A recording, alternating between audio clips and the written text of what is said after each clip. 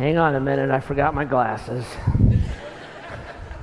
And I can't read the Bible without them anymore, so I didn't want to make stuff up. Good to see you guys this week, and welcome everybody watching online. I forgot my glasses, so now it's good to see you. But it's great to have you guys here this weekend at Grace, and great to be together.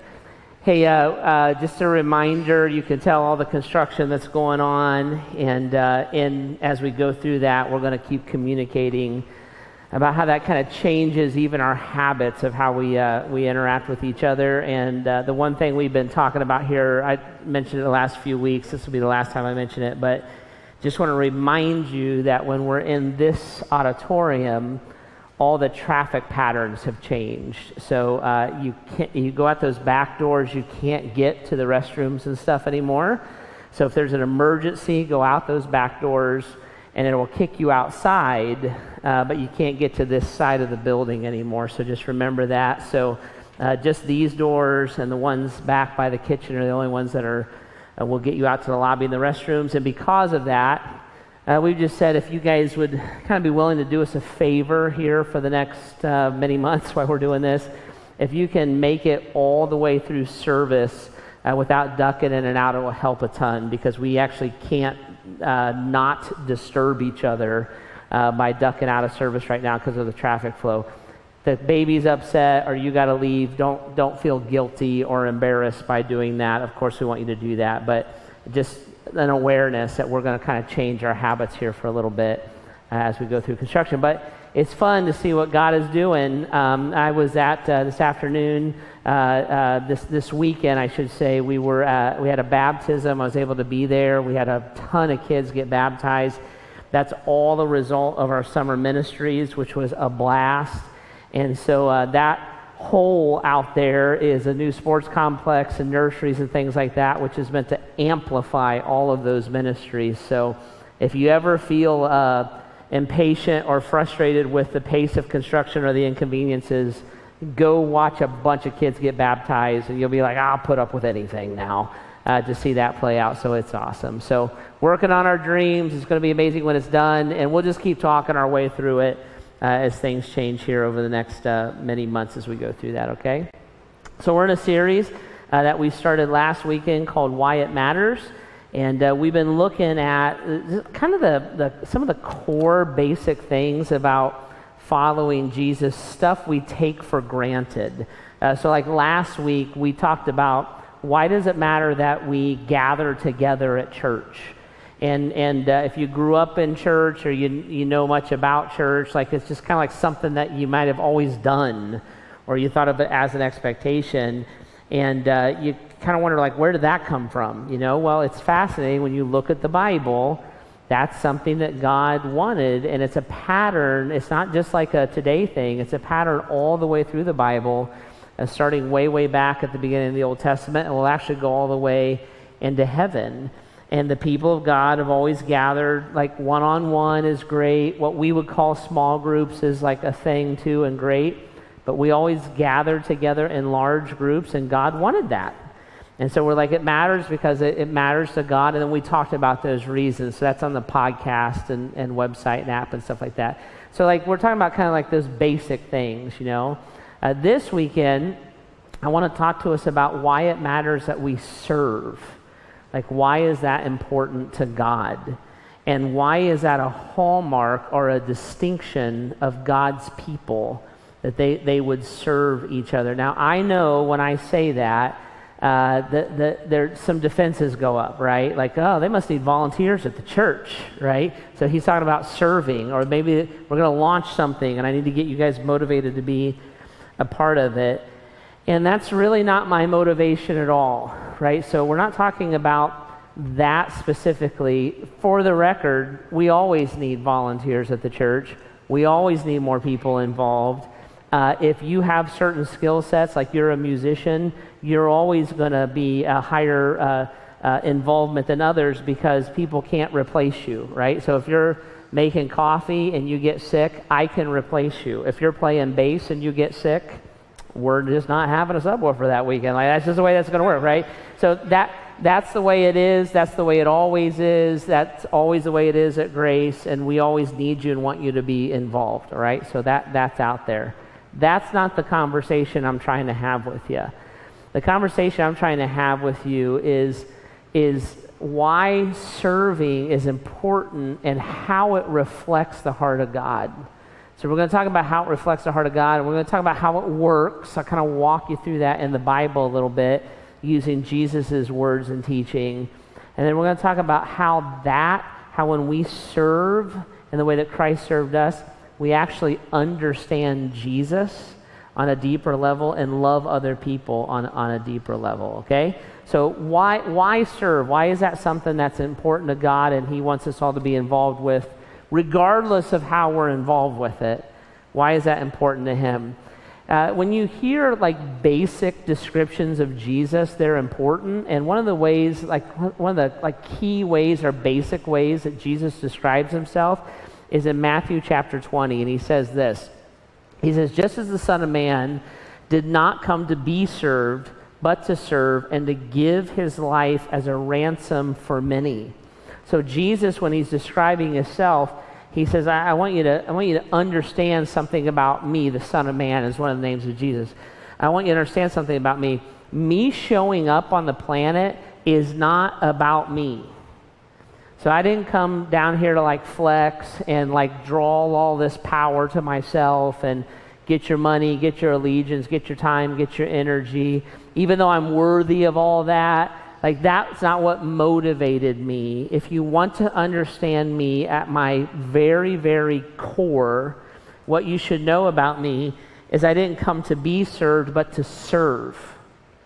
So at my heart, if you wanted your heart to reflect my heart, at the core of that reflection would be my desire to serve and to give my life as a ransom for many. Now, a Christ follower, what we do is when we accept Christ's salvation, when we ask for the forgiveness of our sin and God saves us, or we're born again, or there's all these different metaphors that the Bible uses for us accepting our salvation.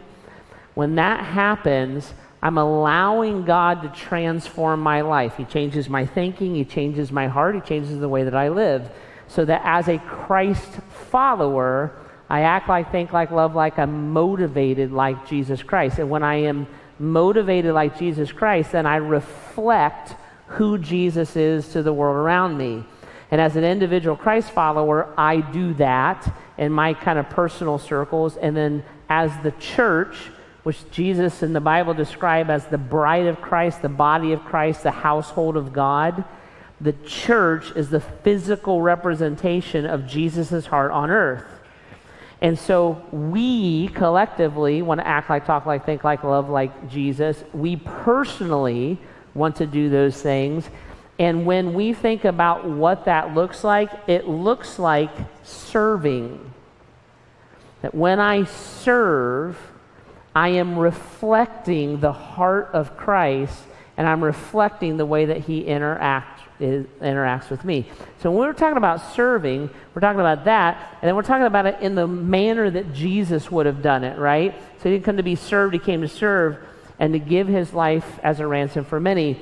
So when Jesus came to serve, not to be served, give his life as a ransom for many, it's not like volunteerism. Like volunteerism is great, and it's a way that we serve. I don't want to knock it, but it can also be like shallow, so that's not what he's thinking about.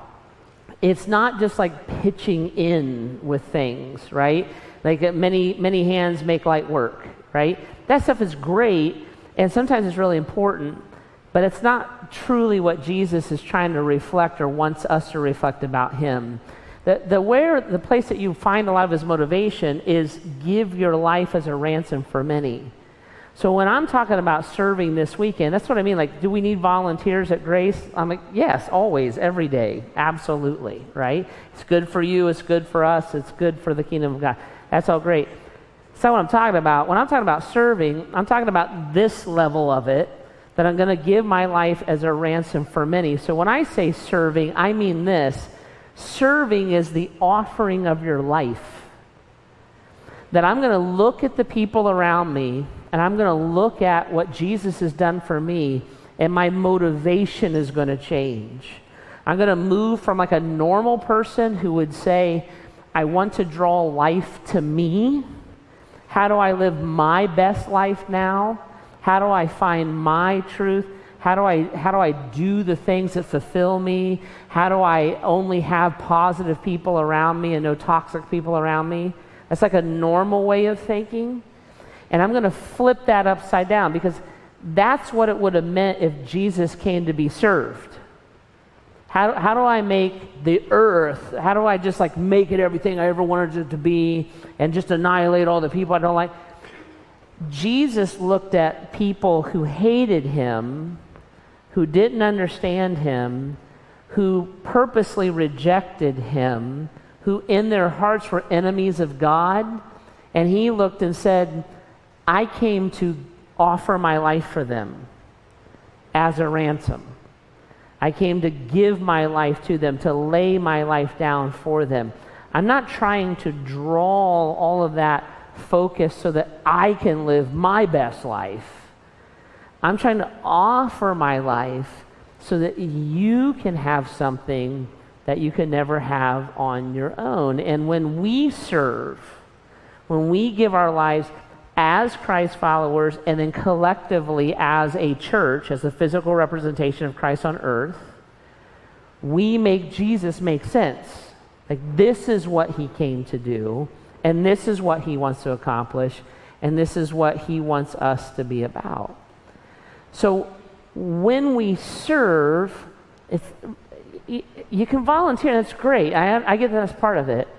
But it's like the deeper part of it, this offering my life or laying my life down to serve Christ and to serve those that he loves. Okay? Now, what is that going to look like?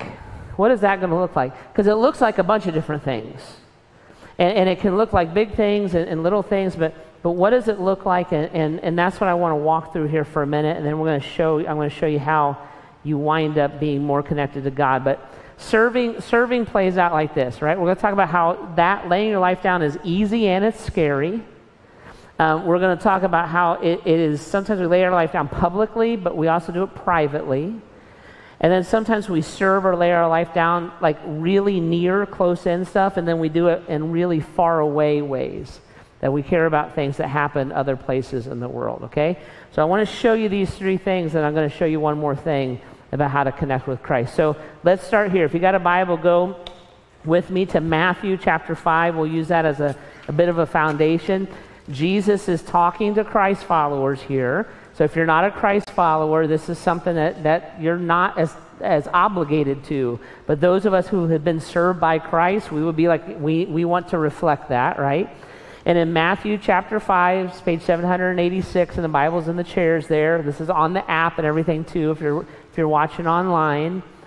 Jesus is talking to Christ followers about how he wants us to live and how we're going to reflect him and how we're going to interact with him. And he says something kind of fascinating in Matthew chapter 5, and we're going to kind of use it as a bit of a marker of how we would interact with him. Okay, so Matthew chapter 5, if you go to verse 13 and following, he says this. He's talking to us now, his followers. He says, you're the salt of the earth, but if a salt loses its saltiness, how can it be made salty again? It's no longer good for anything except to be thrown out and trampled underfoot. You are the light of the world. A town built on a hill cannot be hidden.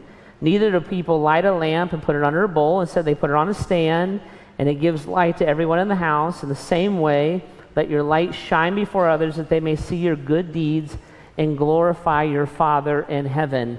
There's a bunch of stuff in this passage. We could spend 2 months just talking about it, but I want to talk about it through this idea of offering my life, right? So serving, offering my life is easy and it's scary. So Jesus says this, sometimes serving is super easy. He says, you're the salt of the earth, right? If salt loses saltiness, how can it be made salty again? It no longer is good for anything except to be thrown out and trampled underfoot. So Jesus says, one of the ways that I want you to think about me and to reflect me and to offer your life is by being the salt of the earth, right? In other words, I want you to be somebody, and individually and corporately, that brings something to a recipe and alters it, right? So this idea of salt is so fascinating because it's universal, it's timeless. And we could, like I said, we could talk about a month just about what it means to be the salt of the earth, but I want you to think about it this way. The simplest ingredient that we add to a recipe to change it is salt. So we would look and say, this needs salt. The soup needs salt. The popcorn needs salt. Some people are weird, you know, like the macaroni and cheese needs salt. I'm like, there's a point that you just need like medical intervention. But like, we'll add salt, right? In our world, and even historically, if we were going to alter a recipe in the easiest and quickest way, we would add salt. So Jesus is looking at us and he's saying, guys, listen, you live on a planet that has recipes, but you're different because the planet is trying to bring life to themselves, best life for you now. You're trying to offer your life like I did. And if you thought of yourself as salt, it's an easy, simple ingredient that brings about a lot of change. If the recipe calls for selfishness, if you add service to it, you've dramatically changed that recipe, and it didn't take much. If it's just the argument between who gets up and lets the dog out, if you're just like, I'll do it, little bit of salt, little bit of how Jesus would think, relieves that relational tension in a massive way. If the question is who cleans the kitchen, if it's this who's right to do something, if you're like, you know what, I'll give up my rights, I'll just do it, I offer myself. Little bit of salt totally changes that dynamic. If the recipe calls for greed, a little bit of generosity, a little bit of salt totally changes that recipe, right? You're just be like me a little bit, and it will totally change the dynamic of what's going on relationally. If the recipe calls for us using each other, and I look at you and say, you know what? I'll offer my life. I won't use you. I won't use your skills. I won't use your body. I'll be selfless. A little bit of salt changes that relational recipe in deep, deep ways. And sometimes when we're offering our life, that offer, it has a very low cost, a very low time investment. It's easy peasy. And Jesus would be like, right. So there's times, like, just do that. And just change the recipe a little bit and adjust your mind some. And you add a little bit of me or Christ-likeness into that, a little bit of selflessness, a little bit of lay your life down. You can reprogram an evening. You can reprogram a relationship. You can stop a fight. It's amazing what a little bit of salt will do. So sometimes offering my life is super easy. Sometimes offering my life is super scary. And there's a higher cost. There's a different push, right? So Jesus, back in Matthew chapter 5, he says, you're salt of the earth. The next metaphor he uses is this. He says, you're also the light of the world. Now, light and salt are very, very different, because in order to be light, I have to be somewhere that is dark. And dark things are generally scary. So there's times that service is super easy peasy, and then there's other times that service is really scary and frightening to me, right? It's fascinating. Later on in the Bible, Jesus is talking about those who are righteous and unrighteous, and he's giving a future view of what it's going to be like at the end of time when people are standing before him, and he's kind of letting people know who goes to heaven and who doesn't. And so the Bible calls it separating the sheep and the goats. And so Jesus is doing that, and he gives an example of people who are righteous, who are the sheep, who are going to be welcomed into heaven. And he says this about them in Matthew chapter 25. He says, "For I was hungry, you gave me something to eat. I was thirsty, you gave me something to drink. I was a stranger, you invited me in. I was naked, you clothed me. I was sick, you looked after me. I was in prison, and you came to visit me." Then the righteous will answer him, "Lord, when did we do that?" Like, I don't ever remember, like, Jesus knocking on my door saying, "You got something to eat?" Or Jesus being a stranger. I certainly don't remember Jesus naked, and I think I would remember that one. I don't remember Jesus in prison. Like, when did I do that to you? And Jesus replies to them, "I tell you, whenever you did this for the least of these brothers of mine, you did it for me." When you loved the people that I love, you were loving me, especially those in my body and those in my family.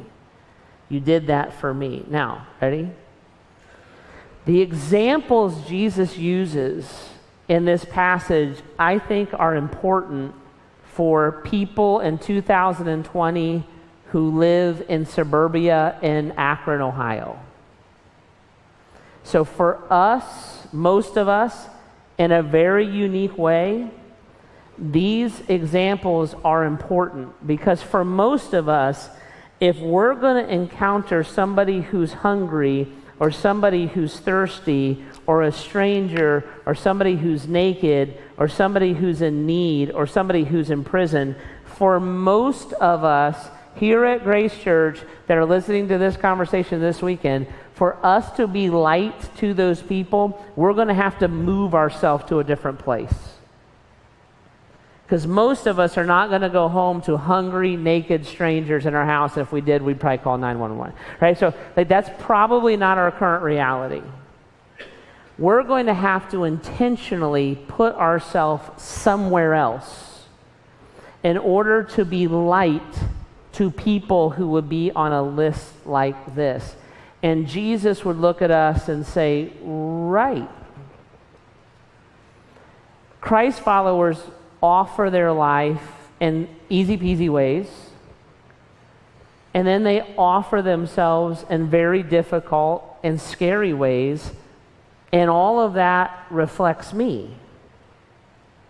And those people that you don't know, that are foreign to you, and circumstances that scare you, that you're unsure of, that you've worked to avoid your whole life, I love those people.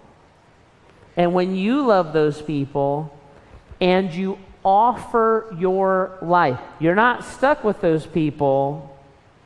You're not, it's not just the way that it is, but you go out of your way like I went out of my way. That makes me make sense to them. Why would you be here? Because I want you to know that Jesus loves you. If you ran into Jesus, why would he be on the planet with a bunch of people who reject him, rebel against him, don't care that much about him? Because he loves us. And he didn't come to be served. He came to serve and offer his life, right? So doing that, sometimes it's easy peasy. It's no big deal. Who picks up the dishes and who doesn't? Sometimes it's scary. And to be light in dark places means I'm going to have to put myself, in our context, it means I'm going to have to put myself in some of those places, right?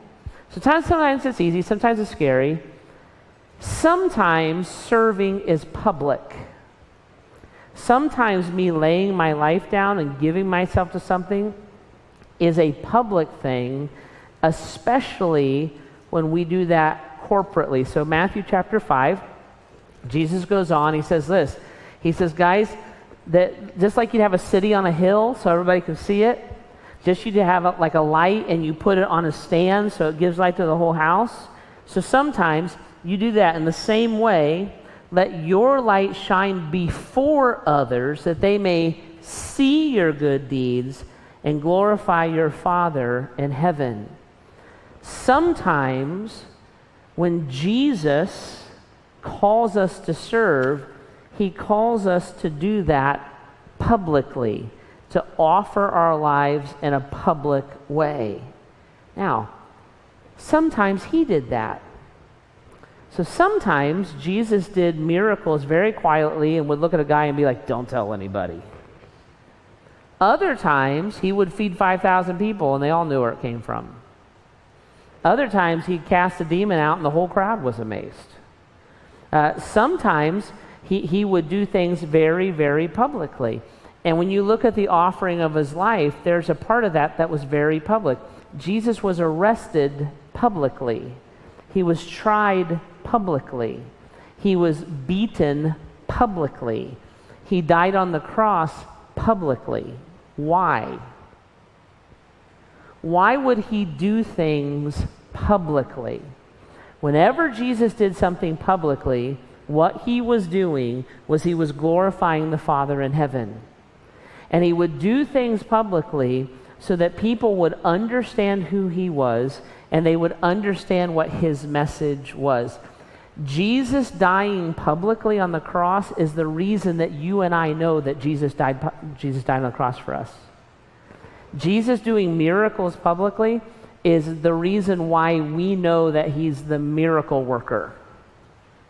He would do things so that when people saw him, they would understand why he was there, they would glorify the Father, or they would understand that Jesus loved them, or Jesus had power to offer them, or Jesus was the fulfillment of prophecy and the source of salvation. So he would do that so that he would be a city on a hill, and he would be a light on a stand, so that if you're in darkness or you're lost in life, you could see Jesus and you could move toward him because you knew of these public things. Now he looks at his followers and he says, in the same way, you do that. And I would say that when Jesus is talking about this, he's talking mostly about the church serving corporately. We, the spiritual entity of the church, are the body and the bride of Christ, the household of God. Those are metaphors that Jesus uses to describe the church. And when we serve corporately, we're making the love of Jesus make sense, and we're making the truth of Jesus visible to the world around us.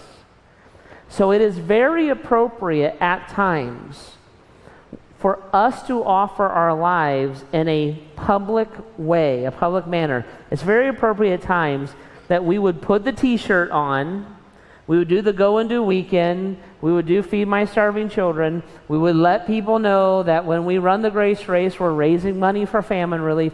It's very appropriate at times that we would do things publicly.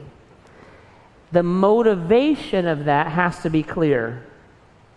The motivation of that is not to feed the brand of Grace Church. The motivation of that is not to be competitive with other groups in our organization and our community. The motivation of that is so that when our community looks and says, is there a place that I can find love, that I can find help, and that I could find God? And they saw a bunch of people with the proverbial t-shirts on doing something. That can be a city on a hill, a lamp on a stand. Right? So there are times that we would offer our lives publicly so that people could find their way to Christ.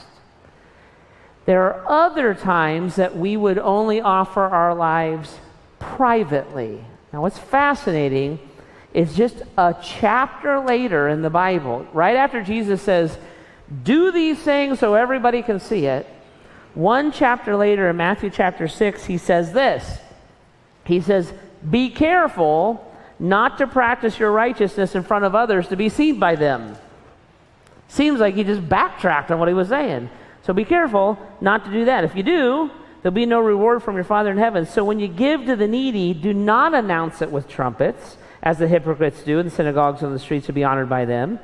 Truly I tell you, they have received the reward in full. But when you give to the needy, don't let your left hand know what your right hand is doing, so that your giving may be in secret. Then your Father who sees what is done in secret will reward you in heaven. Feels like Jesus just said two different things, right? Do it so everybody sees you. Don't let anybody see you, right? Now, I would say pretty strongly this is not a contradiction because God does not contradict himself.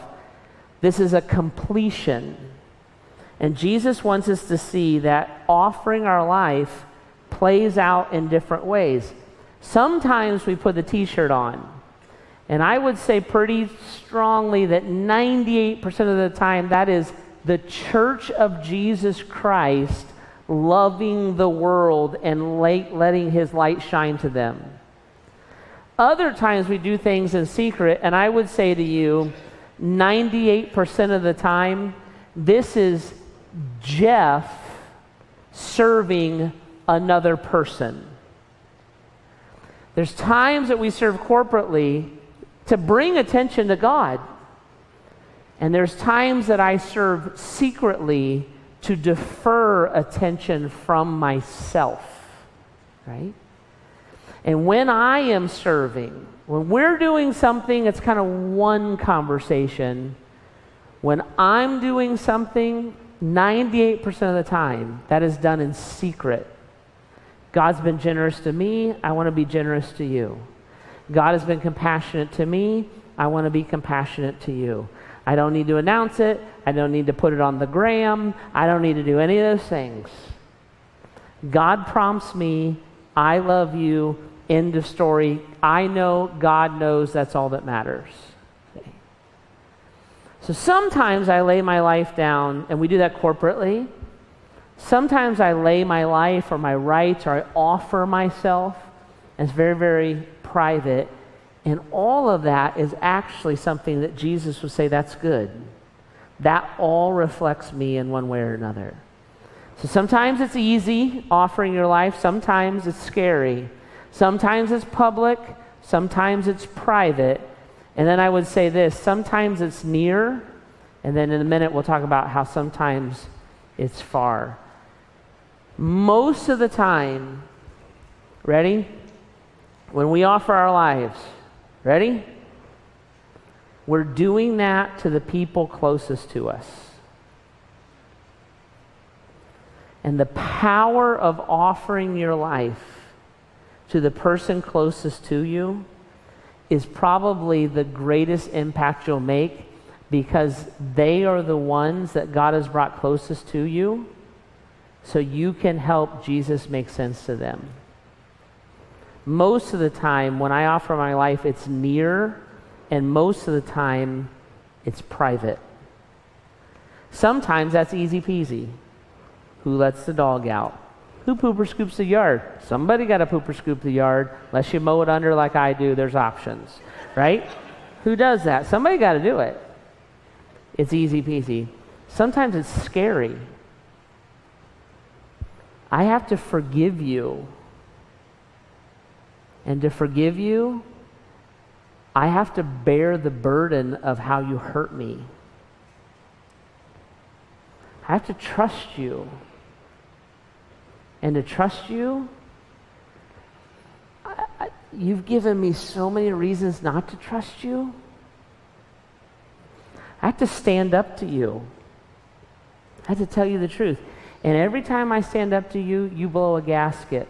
But I love you enough to tell you. Sometimes it's scary to do that.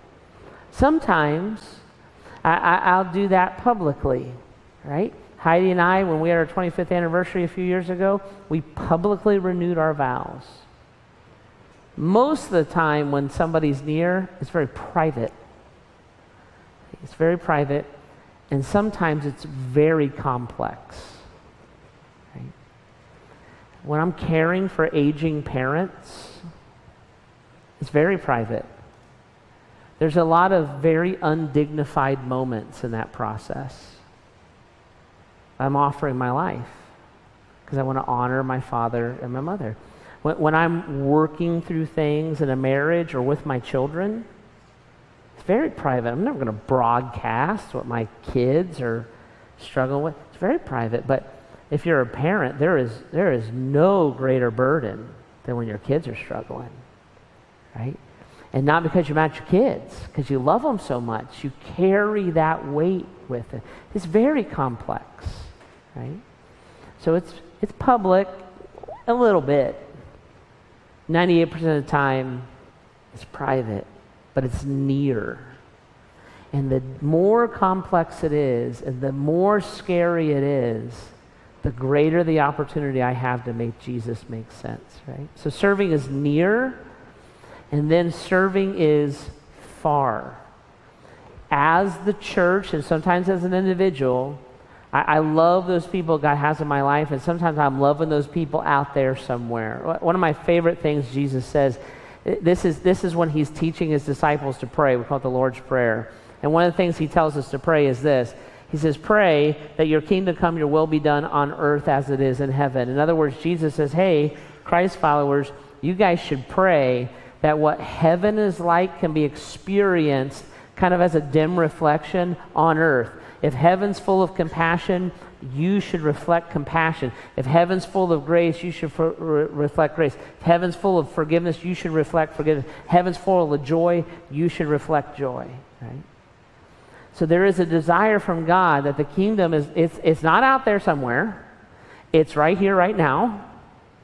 And we get to be the ones who express that kingdom to the people around us. So what that means is that there are places in the world that are crying out to God. God loves those places. He loves those people, even though they're desperate. He loves those people. He cares a lot about what's going on in Afghanistan right now. He cares a lot about famine that's going through certain parts of Africa right now. He cares a lot about some of the social injustices that are ravaging our culture as well as the world around us. He cares about that, and he hears it. And when God hears his prayers, 98% of the time when God hears prayer, what he does is he activates his people. And he would speak to you or me, and often us. And he would give us a unique passion for this weird spot on the planet. Why in the world is a church from Akron, Ohio involved in Africa, Mexico, and Haiti? There's nothing about those places that cross our normal path of life. Well, God drew us there. Why would I care about injustices in people's life when those injustices don't affect me? Because when I love my brother or my sister, God hears those injustices. God is not satisfied with that. God is responding. So he might activate me to understand or to play a part or at a minimum bear a burden with a brother or sister. Why would we care about famine when most of us are trying to lose weight? Because God would love. And we have the resources, they don't. That's why they're hungry. So he would move us. See? Because in heaven, you don't go hungry. And we should pray. In heaven, there's no injustices. And we should pray and work. In heaven, see, your needs are met. And we should pray and work. Well, how are we going to do that? God's going to send us. And what are we going to have to do in order to respond to God? We're going to have to offer our lives. We're going to have to serve in one way or another, see, to be the answer to prayer that God would have us be. Right? So the offering of my life, it matters a lot to God. It matters to God because it reflects his heart to the world around us. It matters to God because it's kind of like his method of loving people. And then it matters to God, I want you to catch this, because I'm not sure you can understand God fully and how he interacts with you unless you offer your life and serve. One of my favorite passages in the Bible is Philippians chapter 3. Philippians chapter 3, verse 7, the Apostle Paul is writing, he says this. He says, but whatever were gains to me, I now consider a loss for the sake of Christ. What's more, I consider everything a loss because of the surpassing worth of knowing Jesus Christ my Lord, for whose sake I have lost all things. I consider them garbage that I could gain Christ, be found in him, not having a righteousness of my own that comes from the law, but that which comes through faith in Christ. The righteousness that comes from God on the basis of faith. Ready? Verse 10. I want to know Christ. So Paul says, there's nothing more valuable on the planet than knowing Christ. So I want to know him. I want to understand him. I want to understand his heart. I want to understand his mind. I want to act like, talk like, think like, be motivated and love like Jesus. I want that. Everything else on planet Earth is garbage compared to that. I want to know Christ, and I want to know the power of his resurrection. Ready? And the participation in his sufferings, becoming like him in his death, and so somehow to attain resurrection from the dead. Isn't it fascinating? Paul says, I want to know Christ. How am I going to get to know him? Well, I got to understand his death. How do you understand his death? By participating in his sufferings. How do you participate in his sufferings? Well, you know one of the biggest ways that you do that? You offer your life as a ransom for many, like he did. In a world that would say that the highest value we could have is to be alleviated of our suffering. I want my life to go my way. I want my best life now. I want my dream. That's what I want. That's what I work toward. That's my greatest goal. In fact, God, the evidence of your love is if you bless me, prosper me, and take my pain and my struggles away. The Apostle Paul is like, yeah, that's not much, but I want to know Jesus. And to know Jesus, I have to understand his heart and his mind. And if I want to know what motivated him and what that motivation was like and how that played out in my life, I should join him in his suffering. You take that 2-week mission trip into that dark place that you're scared of, you're not going to change the world. You're not. I love you and all, but you're not going to change the world in 2 weeks. You're not going to change Haiti in 2 weeks. It's not going to happen. You know what's going to happen? God's going to change you in 2 weeks. And you're going to love the people of Haiti like Christ does. And you never knew that was possible until you served them. You're not going to alleviate famine. That's never going to happen. You're not going to eradicate poverty. That's a wasted effort. Jesus says the poor will be with us always. It's never ever going to happen. And you're certainly not going to do it. But when you serve, when you engage poverty, when you engage famine, it changes you. When you think for a moment of what it would be like if your little girl was crying and looking at you saying, Mommy, Daddy, I'm hungry. In that moment, God changes you, and you experience his love for that child. Because you served, because you thought about it, because you went there for a second. God's not going to alleviate all the personal pain in your life. He's not going to do that. And you'd be like, I'm in a difficult marriage. God, change or smite her. I'm open to lots of options here. Like that's not going to happen. But when you have to love someone who's hard to love, when you have to serve somebody who is physically sick and they've lost their dignity, when you have to give your life and care for, when you're not flushing the toxic people out of your life, you're allowing them in because nobody else is going to be motivated to love them. And it's hard. And you kind of wish you hadn't drawn the short straw. And it takes a sacrifice. And it seems like it never ends. You're participating in the suffering. And you'll understand on a level that how Jesus loves you that you've never been able to understand before.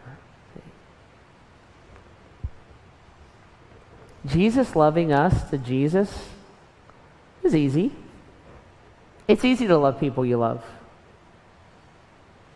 It's scary. He stepped out of heaven. He came to earth to a group of people that were going to hate him, reject him, crucify him. And he loves you publicly. All those kids that got baptized, they're proclaiming their love for Jesus, and Jesus is modeling his love for them. And he mostly loves you privately because he knows your secrets and he knows your shame, and he gives himself to you anyways. And your relationship with him is very near. Jesus loved the people right around him. He loved his mother. He loved the thief on the cross. He loved people right around him. And then he loves us. See? Way far away. People far from God. He still offers his life. Not demanding that we make him rich and famous, but giving his life to you and I. And when we understand the depth of God's love for us, and we participate in the suffering so we understand the depth of God's love for other people, and that changes us, all of a sudden you serving far more than any words you'll ever say or money you'll ever give, you showing up and doing that,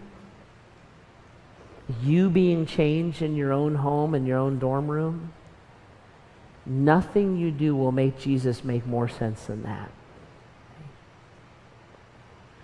And that's why it matters to God. He's not looking for volunteers. I mean, it's wonderful. He's looking for people who will offer their lives. That's what's weird. And that's what Christ did. And when his people do it, the love of Jesus, then it makes sense, right? Okay. Band's coming out. Would you bow your heads maybe just for a minute? Can I ask you a couple questions? Is your heart a heart that is motivated by serving? Don't worry about what, worry about if. And when you think about those difficult relationships, or you think about the investment of your time and energy and money and stuff like that, is it offered over? If somebody asks you, how are you serving? Is there actually a thing you could say or identify, right? Is there a difficult relationship that you need to add salt to? A little bit of salt goes a long way. Okay? Here's the big one. Ready? Do you see that Jesus serves you? He loves you so deeply. He doesn't have an ulterior motive. He didn't come for any of that. He came because he loves you. He came because he knows that you needed him to receive salvation, to receive what God wants to give you. It's no more powerful thing in the world. And then to display it, that's why it matters.